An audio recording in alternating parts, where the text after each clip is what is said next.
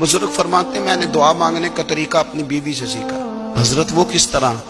فرمانے لگے میری بیوی نے نا مجھے کوئی کام بتایا، کچھ پیسوں کی ضرورت کے لیے کہا، تو میں نے اسے کہا کہ بھئی ابھی میرے پاس نہیں ہے، کچھ دنوں میں آتے ہیں تو میں دے دوں گا۔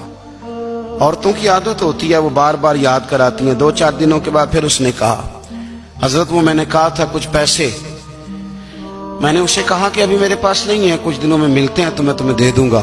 اس نے کچھ دنوں کے بعد پھر کہا حضور وہ میں نے کچھ پیسے کہے تھے۔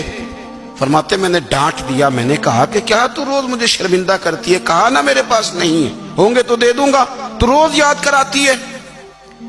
فرماتے ہیں اس نے پہلے تو میری ڈانٹ کو سہا، پھر میرے سخت جملوں نے اس کی آنکھوں میں آنسو پیدا کر دیے، پھر اس نے اپنے آنچل میں اپنے اس دکھ کو سمیٹا، اور پھر اس نے ایک جملہ کہا تو میں رو پڑا، اور مجھے اپنے رب سے مانگنے کا طریقہ آ گیا۔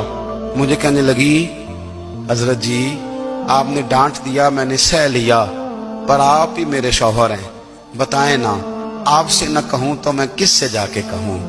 فرماتے ہیں میں رو پڑا، اور میں کھل کے رویا، اور میں تڑپ کے رویا، اور پھر میری سسکیاں بند گئیں۔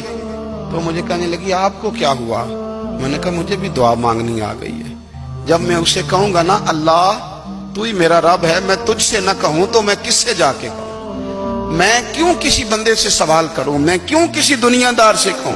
میں تیرے بندوں کا، نیک بندوں کا وسیلہ لے کے، تیرے محبوب کی غلامی لے کے تیری بارگاہ میں آیا، تجھ سے نہ مانگوں تو کس سے مانگوں؟ سمجھ آ گئی ہے؟ جب میں اس رنگ میں مانگوں گا تو پھر رب میرے اوپر بڑا ہی فضل فرمائے گا۔